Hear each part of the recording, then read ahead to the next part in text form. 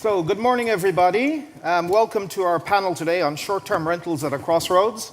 Definitely an interesting and controversial topic, particularly in a town like Barcelona. Thank you very much for my panel for being here today. If you've been watching the little snippets that have been coming up during the day about the Phocuswright European Consumer Research Study, you will have seen that short-term rentals are very popular with consumers. The market is definitely growing on the demand side.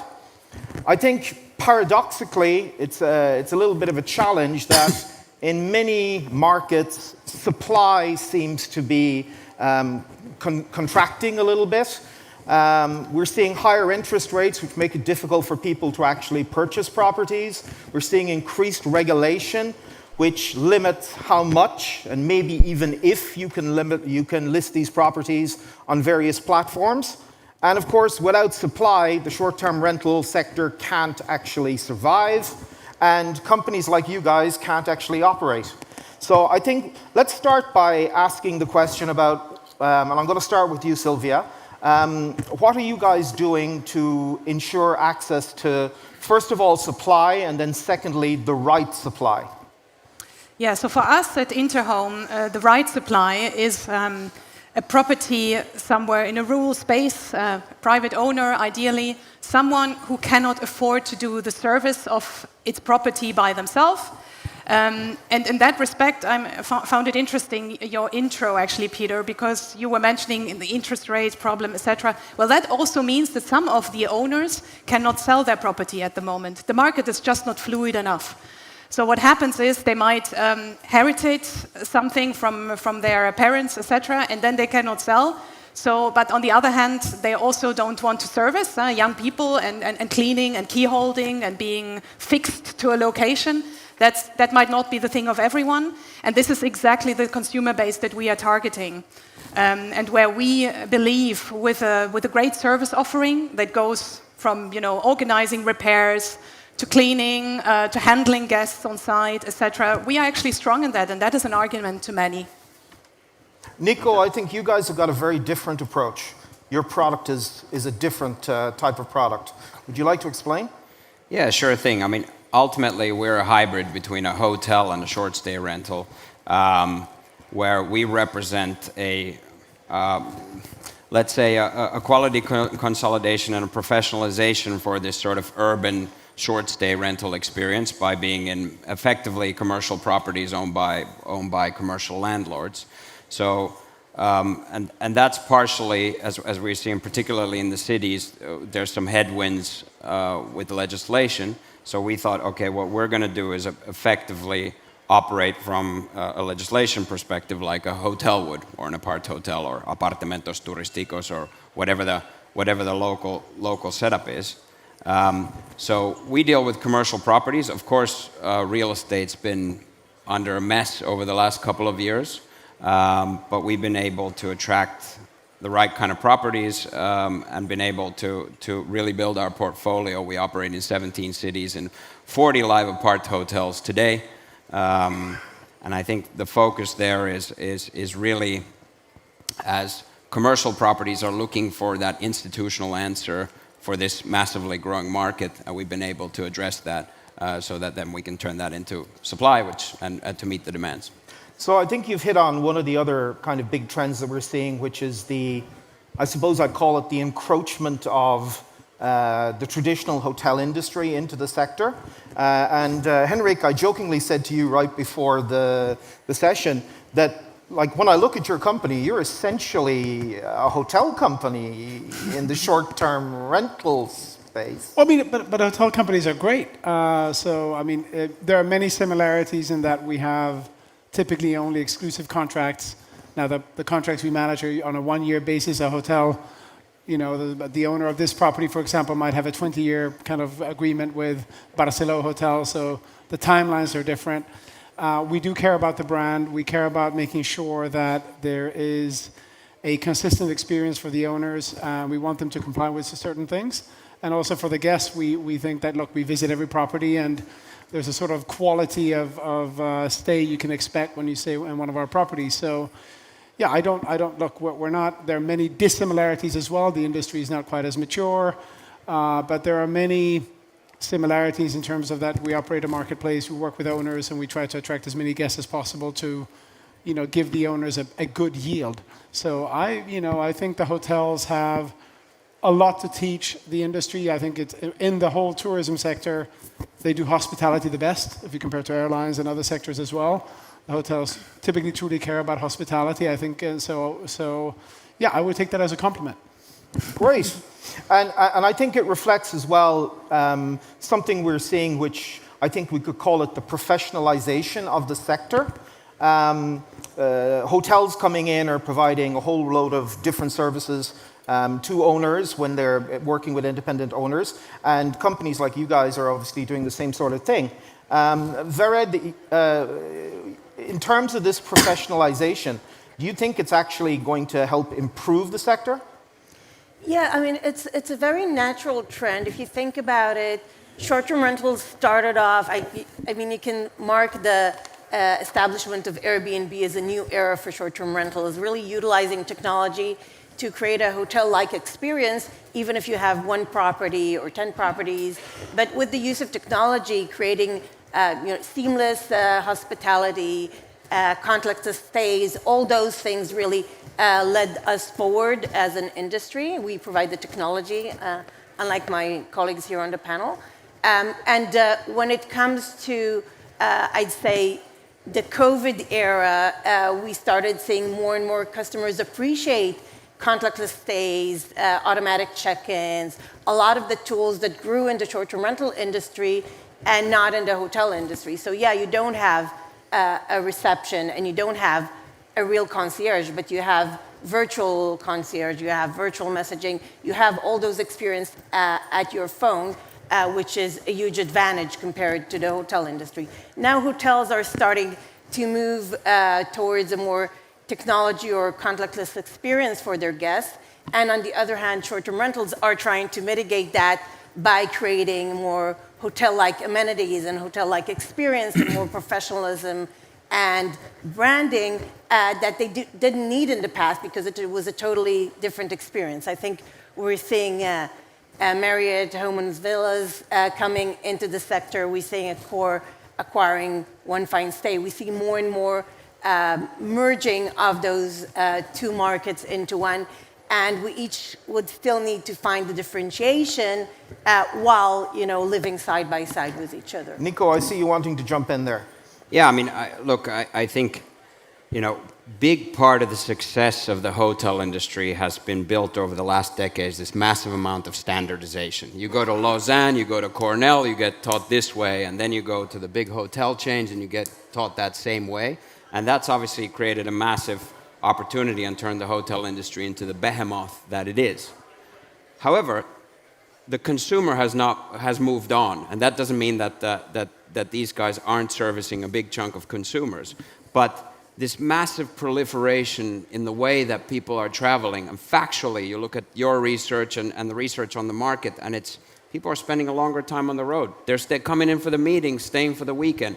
Behaviors are changing, and technologies enabling us so that this area that is not a hotel or a long-term rental stay, which you base your life in, this gray area is massively growing as a market. And if we take the flaps off and say this is what a 3-star hotel should do, and actually solve customer problems and create a service and a proposition to a target audience that we're addressing, this space is massively growing, and there's amazing opportunities there. And Airbnb was one catalyst towards that. But this is going to be the massive opportunity in the industry for the decade to come. Henrik, do you want to join or to add to that? I mean, Peter, you remember we go way back, but I remember contracting one of the first hotels, my previous employer in 2001. They didn't have an internet. There were no photos online of hotels. You sort of forget. So what's happened in the hotel industry is the quality of the product has just gone up. The quality used to be synonymous with a brand. You went to a Hilton or a Sheraton, Sylvia, you and I spoke about this morning, and then with reviews, with TripAdvisor coming in, the Accor wanted to forbid TripAdvisor originally. Now their GMs are measured on TripAdvisor reviews, right? It's part of their bonus package. So the quality, because the guests demand quality, so you can't get away with a bad product today. I predict, and the same trends are happening in vacation rentals as well.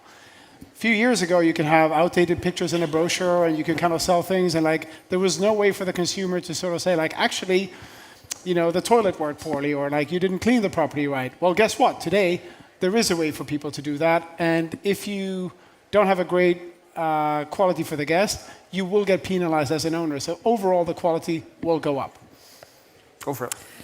Yeah, so I'd like to add there, and I fully agree with this panel. Unfortunately for you, you wanted to have a It's debate. okay, I'm going to challenge you guys in a second. But I fully agree, but I think the challenge here is friction in the process. The consumer journeys in digital, they don't add up still. If we're connecting lots of things, a hotel is still much more units than this one holiday home that we usually serve.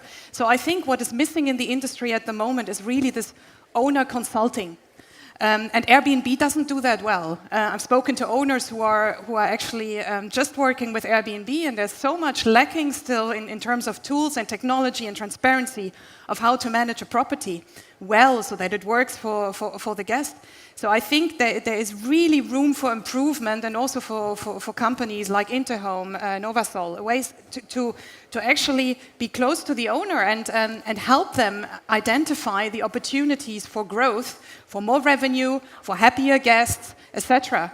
They don't like, I mean, just as an example, we are having some amazing properties in Spain where the owners are thinking, oh, these elements that are so out, like from the last century, they are special and they are so unique about the Spanish property, but the guest doesn't value. The guest wants IKEA. I mean, that's... But this is where I would challenge you, because you guys have been talking about standardization, and hotel chains are all about standardization. Isn't the beauty of the short-term rental market that you don't know what you're going to get, and it's unique and it's special? So, go ahead. I think there's a kind of a contradictory theme here, right? On the one hand, professionalization a lot of times is tied to consistency, right? You want to know exactly what you're going to get into. And as we discussed, you want to know, and when you take is anyone here from Hilton? Okay. You can talk shit now. Yeah, go ahead. Yeah, so, You are being recorded, remember. Oh my God. Hi, guys. You go into that hotel brand, you know what you're going to get, even if it's going to be gray and dreary. You know you're going to get a gray and dreary room, right? And you have that feeling of safety and consistency. On the short-term rentals, yeah, we want to create unique experience. Look at icons, right? The whole idea is that inspiration of staying at somewhere different. We have a customer that builds luxury tree houses. It exploded, right? Because people are saying, I want to stay at a luxury tree house. I've never done that before. But they provide consistency in the experience. They provide the good beddings. They provide the good amenities that match with that. So how do you really marry the uniqueness with a hotel experience? I think that's the challenge we're all trying to... Niko? I think you're wrong. I think, like, yeah, consumers only want the uniqueness on the upside. My wife goes into a vacation rental. She wants a hairdryer. Now, that doesn't exist in all of our Danish properties, but like that's not a... So I think it's sad, but I think those times are gone. I think in the future, people will want that hairdryer in the property, and the fact that there is no hairdryer is not considered quirky or fun anymore. So yes, the tree house with a view, absolutely. But, oh, there's no hairdryer? Like, no, I don't want that. I once stayed in a short-term rental which had a fantastic barbecue, but there were no matches or lighters or any way of actually lighting the barbecue. So we ended up with all this meat that we had to cook, and we couldn't actually cook it. Peter, you said uniqueness. Uniqueness is great if you know that you get uniqueness. It's about the transparency of what you get, and I'm coming back to the friction that we have in the customer journey. If you have the bad surprise, that's not good. So you want something special, but you don't want to have it as a surprise. So how do we, and I just was at the investors panel, I heard this new type of how to search for your property. And I think there we really have something in the industry that we can evolve into. Search is no longer, I need a fireplace, I need 3 beds, I travel with 3 kids, let me show the pictures, okay, I see a kitchen, I see a bathroom, looks pretty cool. We need new forms of search, immerse in the thing. I don't know, I don't see a website anymore. I see something where I can pre-experience where I'm going and where AI or whatever helps me to actually preempt my experience. So you've brought up the whole issue of distribution and also technology-based systems in order to support the owners in these particular cases. And I presume, you know, both Henrik, all 3 of my panel here, that's one of the key value adds that you provide for your clients. Is that correct? That's correct. So in our case, we consider ourselves a tech company that operates hospitality. In the 40 properties that we operate, we roughly speaking make the similar ADRs with 1/7 of the staff because we run it on technology, we don't have front desks, we empower our cleaners to really become the QC and the operational layer. We have a full marketplace. We've got breakfast, gym, early check-ins, late checkouts, but those are either digital products or partners within 500 meters in the neighborhood because a modern traveler wants to live like a local anyways, and probably our gym, restaurant wouldn't be that great to begin with. So we get rid of the operational risk. So what that simply drives is we're able to do 2 things: run the business more profitably and have GOP margins that outstrip the best of the hotel chains. Even though we're a fastly growing company, we grew revenues 3x last year. And on the other hand of the ball, we actually elevate that experience by having this fully digitized guest journey, but yet with this amazingly empathetic host, Bob W., who's just a great guy. You've got to meet him someday. And even though that's mainly chat-based and what have you. So for us, that's the absolute key, which then means that we can run the properties in a way that makes us a good tenant, particularly with commercial landlords, is ultimately the bread and butter there. Henrik, how do you guys enable the suppliers, the hosts using tech? I mean, on the owner side? Yeah. So the owners are like, there are some owners who all they want is a yield and the property is sort of, but that's a minority. A lot of the owners also have like a big emotional commitment to their second home, which is typically what we cater to. And so you have to give them the data and of course the revenue, but it's also about how do you take care of the property? How do you explain what the trends are in the market? Because the owners have a big emotional. They don't want to have a big stag party at their house, or so that and of course if prices move year on year, like this year in the UK for example, we're seeing prices go down. Some owners take it as a personal insult. Like, my house is worth. No, it's not that your house is worth less. This is demand and supply, and so you have to nurture the owners, and it takes a. So we have a big team basically catering to both recruiting properties and then taking care of properties, making sure we give them tons of information. And the owner community is a very delicate community. It needs to be handled with care. So you need that hospitality touch, certainly when you talk to them. Sylvia. Can I ask a follow-up question, Henrik? Sure. And I know you're going to love this one. I can't wait. I fully agree with the emotional value, but you didn't mention one thing, and I'd love your opinion on that. What about owners and their regards to sustainability, and not sustainability only in a way of, the nature preserving, but also making their home in the sharing economy open to other people, using it more, that this whole construction material is not done for nothing? What's your... I mean, the owners we work with are typically interested in renting, so there's a part of sharing, but I would say in general, and I think it depends on countries, so you have some countries like, in Denmark, the sustainability agenda has moved further than in Croatia, for example. And then to be brutally honest, I think in order to kind of encourage an owner to put up an electric car charger, that's more about what we tell them, how much more money they can make if they do that, because this is now being searched for. And of course, there's companies out there like Sostonic, et cetera, with environmental gradings, but there's also like a grading in Denmark now in terms of how much a house consumes. And so the owners care about it, but I would say mostly in regards to, I'm generalizing, mostly in regards to yield, not necessarily because they're deeply driven by an ethos to share their home. Sylvia, just following on from that, in the hotel sector, we see a lot of, let's call them badges and certifications and so on. Not so much in the short-term rental sector as yet. Do you think that will become a differentiator in the mind of the consumer? Will that help you to sell that particular unit if the owner conforms to certain standards? Well, yeah, that would be great, but that would mean an effort of the industry. Because at Interhome, for example, we have the star system also, so we rate our properties, but that's basically our algorithm. Someone has to trust us that we are doing a great job in that, and that's actually based on certain certain criteria, and then the guess from the purchasing manager who looks at the property. So we would need a standard across the industry, and the same goes, maybe you're coming from the sustainability space, so we would like to create something similar in sustainability, making sure that a house really is, certain green standards. We are working on this as Interhome, but it would need also the full industry. I mean, we have seen if we don't do it correctly, we have seen it with some OTAs, not naming anyone, but that doesn't really work out. So we cater to the 20 to 45-year-old urban middle class.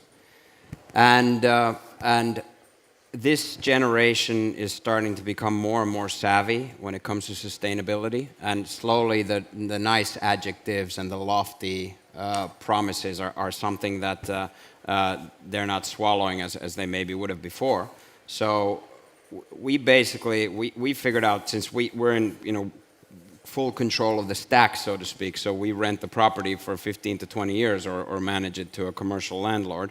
So we basically decided, okay, we're going to measure everything and use a third party, third party to verify this. And we're going to, to communicate that to each customer on a per apartment type basis.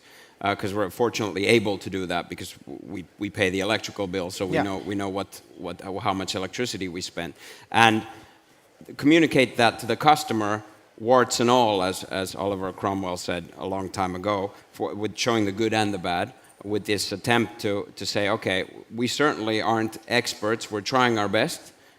These are the efforts that we're doing to bring it down, and these are the numbers. And why are we doing that?